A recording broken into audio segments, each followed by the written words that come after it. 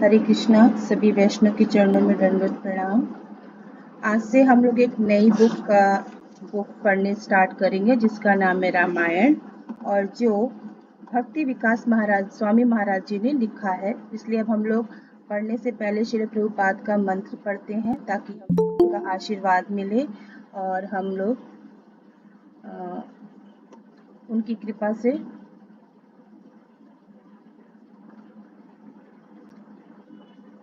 उनका आशीर्वाद प्राप्त कर सके।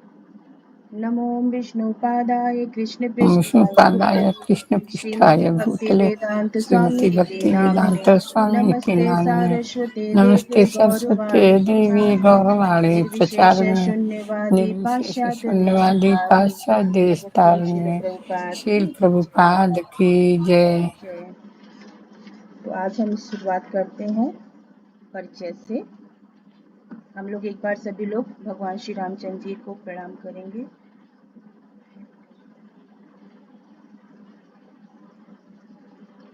परिचय। भगवान श्री रामचंद्र कोई काल्पनिक, साधारण अथवा कोई अत्यंत महान मनुष्य भी नहीं है।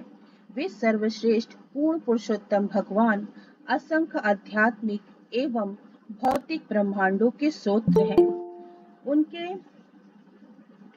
उनके पालनकर्ता एवं नियंत्रक है। परमात्मा होने के कारण प्रत्येक अणु में एवं सभी जीवों के हृदय में उनका वास है। वे भूत, वर्तमान एवं भविष्य को जानने वाले त्रिकाल ज्ञाता है। भगवान राम बल, कीर्ति, संपत्ति, ज्ञान, सौंदर्य व त्याग नामक इन 6 ऐश्वर्यों से परिपूर्ण है। वे गुणधाम हैं तथा योगियों, सन्यासियों एवं विशेषकर भक्तों के जो उनकी अचिंत्य लीलाओं का गान करने में आनंद प्राप्त करते हैं, जीवन के अंतिम ध्येय हैं। पूर्ण पुरुषोत्तम भगवान के मूल रूप श्री कृष्ण के विस्तार होने के कारण भगवान श्री रामचंद्र सदा आध्यात्मिक आकाश स्थित अपने लोक में निवास करते हैं। वहां उनके साथ उनकी नित्य संगनी माता सीता, उनके भ्राता लक्ष्मण, भरत तथा शत्रुघ्न एवं उनके सुप्रसिद्ध भक्त हनुमान तथा सहचर निवास करते हैं। पीड़ित बद्ध आत्माओं के उद्धार हेतु अपनी अति विशिष्ट कृपा को दर्शाने के लिए भगवान समय समय पर इस भौतिक विश्व में अवतार लेते हैं, अर्थात वह जो अवतारित हो।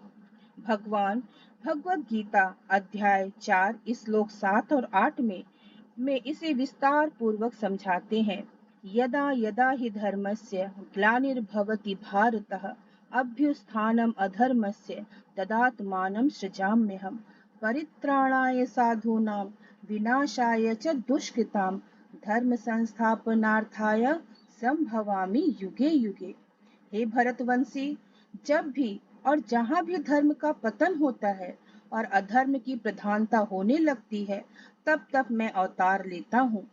भक्तों का उद्धार करने, दुष्टों का विनाश करने तथा धर्म की पुनः स्थापना करने के लिए मैं हर युग में प्रकट होता हूँ। परमेश्वर जब भी इस भौतिक विश्व में आते हैं, वह स्वयं की इच्छा से आते हैं। वे बद्ध जीवों की भांति वह अपने पूर्वकृत कर्मों के फलस्वरूप जन्म नहीं लेते। भगवान कर्म के नियमों एवं अधिकारों से नितांत परे हैं, अपने सच्चिदानंद स्वरूप में अवतरित होते हैं।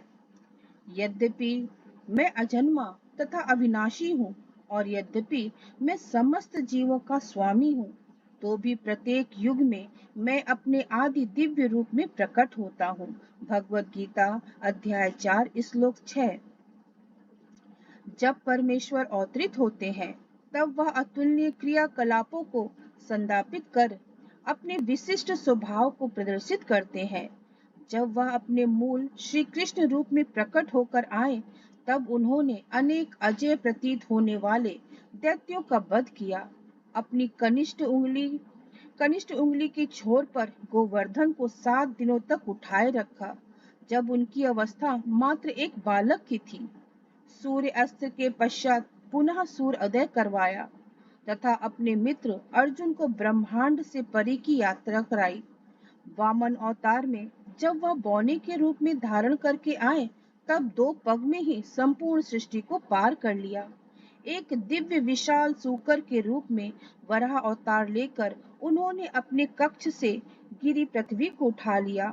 नरसिंह अवतार लेकर उन्होंने दैत्य राज हिरण्यकशिपु का वध करके घोर दुष्कर्म को रोका।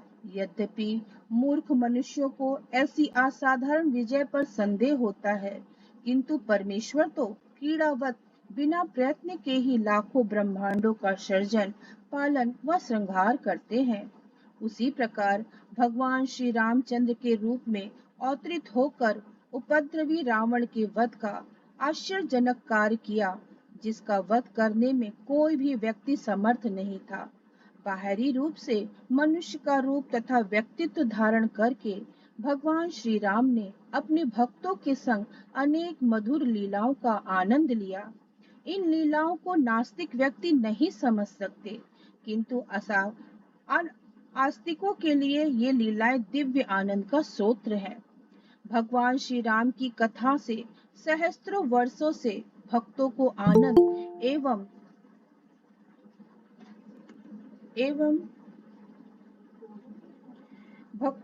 आनंद एवं संतोष प्राप्त होता है तथा वर्तमान में भी वे इसका रसास्वादन कर रहे हैं।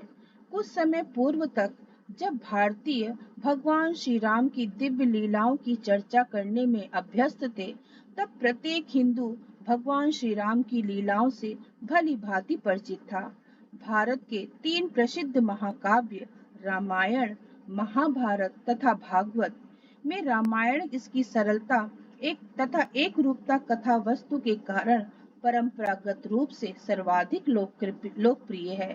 रामायण की कृति नाटक तथा करुण रस युक्त होने के कारण आज भी विश्व की सर्वाधिक लोकप्रिय कथाओं में यह सम्मिलित है। इन दिनों विश्वव्यापी भक्ति परमेश्वर की ओर प्राप्ति जैसे कि भगवत गीता तथा वेदों द्वारा उद्धत है। आंदोलन के प्रसार से भारत में भी परमेश्वर की लीलाओं के विषय में जनसाधारण में पुनः रुचि जागृत हुई है। अंतरराष्ट्रीय कृष्ण भावनामृत संघ के संस्थापक आचार्य एवं आधुनिक युग में भक्ति के प्रधान प्रचारक कृष्ण कृपा मूर्ति श्री श्रीमद अभय चरणार बिंदु भक्ति वेदांत स्वामी श्रील प्रभुपाद के अथक प्रयासों के कारण यह भक्ति पुनः जागृत हुई है। श्रील प्रभुपाद ने अपने लेखन में श्री कृष्ण की लीलाओं का विस्तृत वर्णन किया है तथा यह इच्छा भी व्यक्त की कि भगवान श्री राम की लीलाओं का प्रसार किया जाए। भगवान श्री रामचंद्र पर लिखित पुस्तक, जो आपके द्वारा आंशिक रूप से अंग्रेजी में अनुवाद की जा चुकी है, को देखने की मेरी उत्कट अभिलाषा है। मुझे पुराणों, रामायण, महाभारत एवं अन्य अनेक धार्मिक साहित्यों का अनुवाद करना है जो गौड़िया वैष्णव छोड़ गए हैं। मेरी उत्कट अभिलाषा है कि मैं वाल्मीकि रामायण का अनुवाद करूं, क्योंकि यह प्रामाणिक ग्रंथ है। ऐसा प्रतीत होता है कि पश्चिम देशों में वैदिक साहित्य के वास्तविक ज्ञान की मांग है। आपको अंग्रेजी तथा हिंदी दोनों भाषाओं का ज्ञान है तथा आप पूर्णतः भगवान श्री रामचंद्र की सेवा के प्रति समर्पित होकर यह कार्य कर सकते हैं। 26 जुलाई 1975 को श्रील प्रभुपाद द्वारा श्री दीनानाथ एन मिश्रा को लिखा गया पत्र। रामायण की रचना मूलतः संस्कृत भाषा में महान मुनि वाल्मीकि द्वारा की गई थी। तत्पश्चात उनका विभिन्न भारतीय भाषाओं में भाषांतर किया गया। दुर्भाग्यवश इनमें से अनेक अनुवादक एवं टीकाकार वाल्मीकि की शुद्ध भक्ति परंपरा में नहीं आते थे। उन्होंने अपनी रचनाओं में भगवान श्री राम के विषय में अनेक मिथ्या धारणाओं एवं सिद्धांतों को प्रस्तुत किया। फलस्वरूप पूर्ण पुरुषोत्तम भगवान के रूप में भगवान राम की मौलिक स्थिति से इन पुस्तकों के पाठक अनभिज्ञ रहे। इस वर्तमान संस्करण में भगवान श्री राम की लीलाओं को यथारूप प्रस्तुत करने का प्रयास किया गया है। यद्यपि यह सार अध्ययन है, तथापि यह कथा के प्रधान अंशों से रिक्त नहीं है। आशा है कि निकट भविष्य में भक्त विद्वान विश्व में निरंतर वृद्धि की ओर अग्रसर भक्त पाठकों के लिए वाल्मीकि रामायण का पद्य अनुरूप अनुवाद प्रस्तुत कर सकेंगे। हम प्रार्थना करते हैं कि श्रील प्रभुपाद की कृपा से रामायण का यह संस्करण पाठकों के हृदय में भगवान श्री राम के चरण कमलों के प्रति प्रेम की अनुभूति जागृत कर उन्हें परम सौभाग्य प्रदान करे। हम भक्तों से याचना करते हैं कि वे हम पर कृपा करें ताकि हम भी यह वरदान प्राप्त कर सकें। पुनः इस बात पर बल देना होगा कि पाठकों को रामायण के पठन का अधिकतम लाभ तभी होगा जब वो भगवान श्री राम के अलौकिक तथा सनातन परम पद को समझकर इसका पाठ करें, न कि मात्र एक रोमांचक कथा की भांति। जो इस प्रकार से सचेत होकर रामायण का पठन करें, वे अंत में भगवत धाम लौटने के जीवन के सर्वश्रेष्ठ वरदान को प्राप्त कर सकते हैं। जन्म कर्म च मे दिव्यम एवं यो वेति तत्त्वता तत्त्वा देहम पुनर्जन्मम नेति मामेति सो अर्जुनः। हे अर्जुन, जो मेरे आविर्भाव तथा कर्मों की दिव्य प्रगति को जानता है, वह इस शरीर को छोड़ने पर इस भौतिक संसार में पुनः जन्म नहीं लेता, अपितु मेरे सनातन धाम को प्राप्त होता है। भगवद गीता अध्याय 4 श्लोक 9। भक्ति विकास स्वामी महाराज जी की जय। हरे कृष्ण। अब हम शुरू कर रहे हैं आज से रामायण का पाठ। बालकांड। बालकांड से यहाँ से हम आज शुरू करेंगे। बहुत समय पहले वाल्मीकि नामक एक महान मुनि रहा करते थे। उन्हें पूर्ण पुरुषोत्तम भगवान की लीलाओं की चर्चा करने में अपूर्व आनंद आता था। एक दिन जब वाल्मीकि अपने शिष्यों के एक समूह के समक्ष कृष्ण भावनामृत की व्याख्या कर रहे थे, तब उनकी कुटिया में श्री नारद मुनि पधारे, जो भगवान की लीलाओं का गुणगान करते हुए आध्यात्मिक एवं भौतिक जगत में अनवरत भ्रमण करते रहते हैं। श्री नारद को देखकर वाल्मीकि एवं उनके शिष्यों ने उन्हें प्रणाम किया। तत्पश्चात प्रथा के अनुसार श्री नारद को बैठने के लिए उच्च आसन प्रदान किया गया एवं पाद प्रक्षालन किया गया तथा नम्रता पूर्वक उनके कुशल क्षेम के विषय में जिज्ञासा की। उसके पश्चात वाल्मीकि ने श्री नारद से प्रश्न किया, हे तत्वज्ञानियों में श्रेष्ठ, कृपया हमें बताइए कि वर्तमान समय में इस धरती पर ऐसा कौन है जो सभी ऐश्वर्यों के सागर है? कौन है जो सर्वाधिक सुसंस्कृत, विद्वान, शक्तिशाली, उच्च विचारों वाले, सत्यवादी एवं कृतज्ञ है? कौन है जिनका चरित्र निर्दोष है और जो जीवधारियों के यथार्थ कल्याण में संलग्न है? कौन है अतुल्य रूप से मेधावी, सर्वाधिक सुंदर है, जिनके समक्ष क्रोध एवं द्वेष प्रभावहीन है, तथापि जो क्रुद्ध होने पर बड़े से बड़े देवताओं को भी भयभीत कर देते हैं? तीनों लोकों में प्रत्येक व्यक्ति की सुरक्षा करने वाला पराक्रमी कौन है? किसे भाग्य की देवी ने सभी आशीर्वाद दिए हैं? हे मुनिवर, कृपया मेरे प्रश्नों का समाधान पूर्ण रूप से करें। त्रिलोकज्ञ महामुनि नारद ने उत्तर दिया, हे ऋषि, राम नाम के एक पृथक राजा है जो इक्ष्वाकु राजवंश में महाराज दशरथ के पुत्र के रूप में अवतरित हुए हैं। वे सभी श्रेष्ठ गुणों वाले एवं सर्वाधिक ऐश्वर्यशाली हैं। राम अपनी इंद्रियों पर पूर्ण रूप से नियंत्रण रखने वाले एवं असंख्य शक्तियों के स्वामी हैं। भगवान श्री राम की शक्तिशाली भुजाएं घुटनों से नीचे तक लंबी है और उनकी गर्दन पर 3 मंगल रेखाएं हैं जो अति शुभ है। उनके कंधे विस्तृत एवं छाती चौड़ी है। सुंदर माथा, सुशोभित ललाट, शक्तिशाली जबड़े और मजबूती से जकड़ी हुई हसूली है।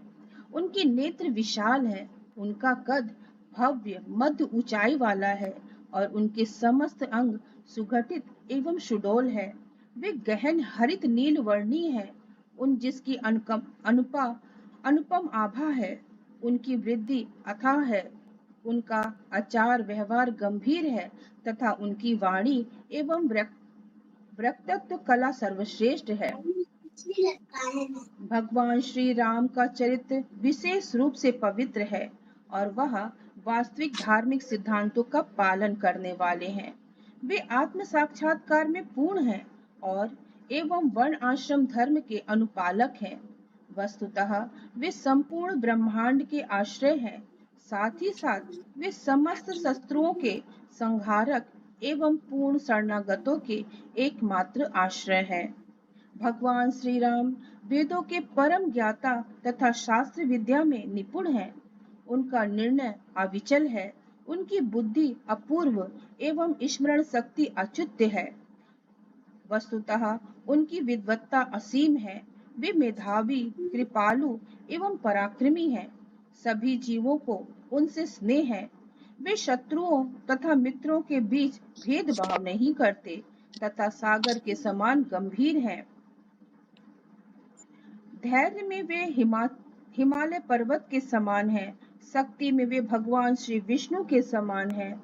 सौंदर्य में वे चंद्रमा के समान हैं। सहनशीलता में वे पृथ्वी के समान हैं तथा क्रोध में उस अग्नि के समान है जो विश्व संहार के समय प्रज्वलित होती है। ऐश्वर्य में वे कुबेर के तथा भक्ति में सदाचार के देवता धर्मदेव के समान है।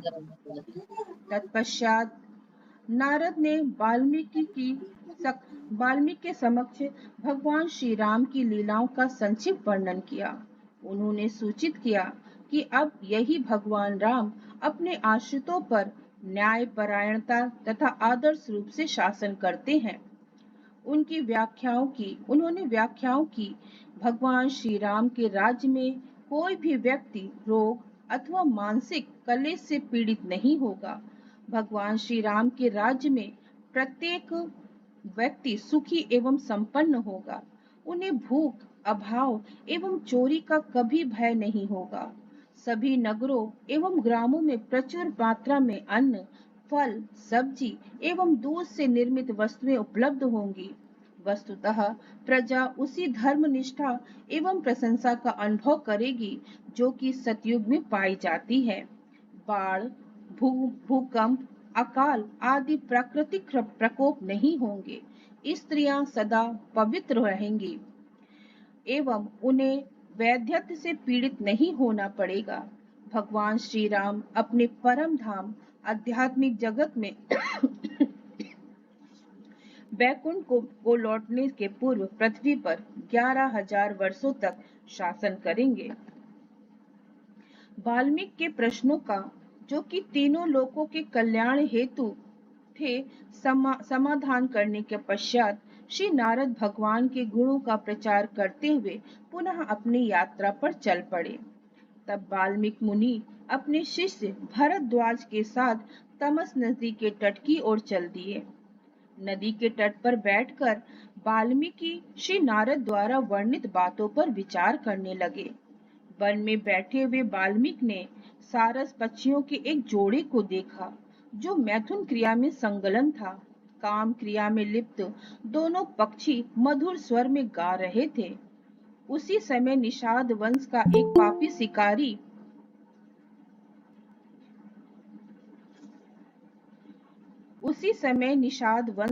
पापी शिकारी अपने छिपने के स्थान से निकलकर प्रकट हुआ। उसने एक ऐसा बाण चलाया जिसने नर पक्षी के शरीर को भेद दिया।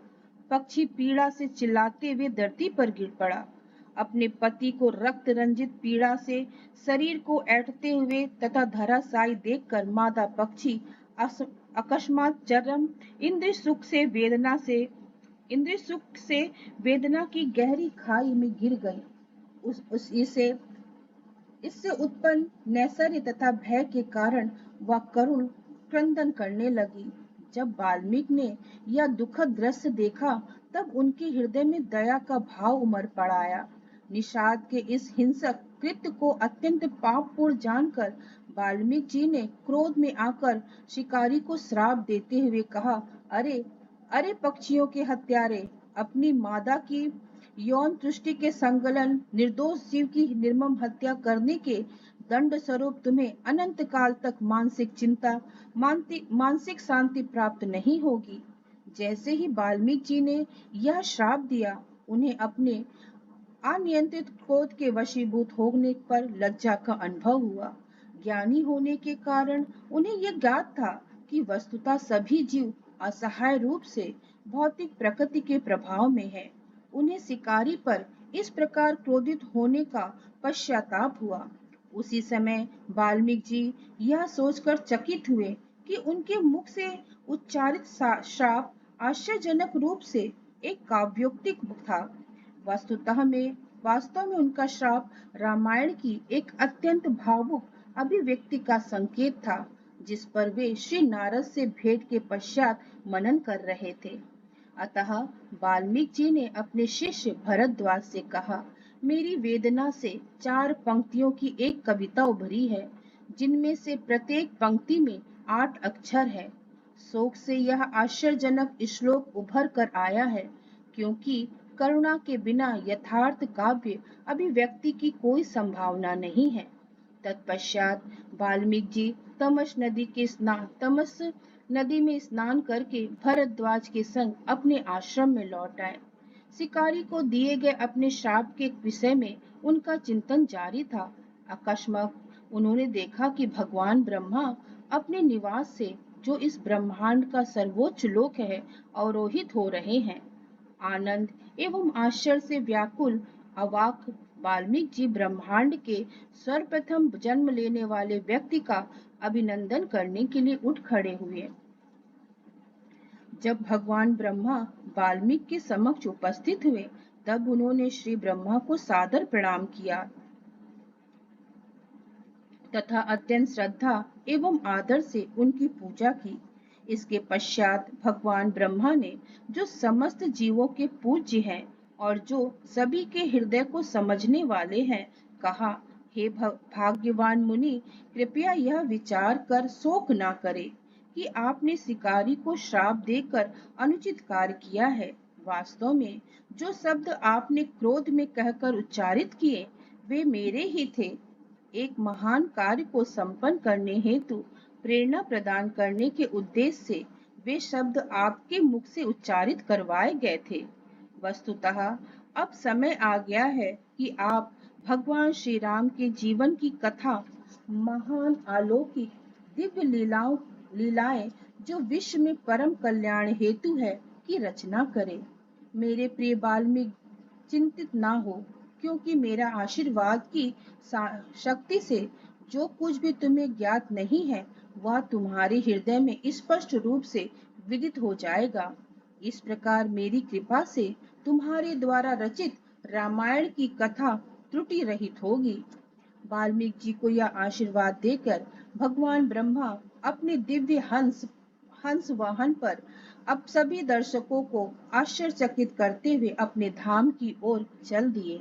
भगवान ब्रह्मा के निर्देशानुसार वाल्मीकि जी भगवान श्री रामचंद्र की लीलाओं का ज्ञान प्राप्त करने हेतु ध्यान मग्न हो गए। ध्यान मग्न वाल्मीकि जी ने भगवान श्री राम के अवतार की घटनाओं को अपने हृदय में स्पष्ट देखा। तत्पश्चात वाल्मीकि जी ने 24,000 श्लोकों में रामायण की रचना की। इस महाकाव्य को पूर्ण करने के पश्चात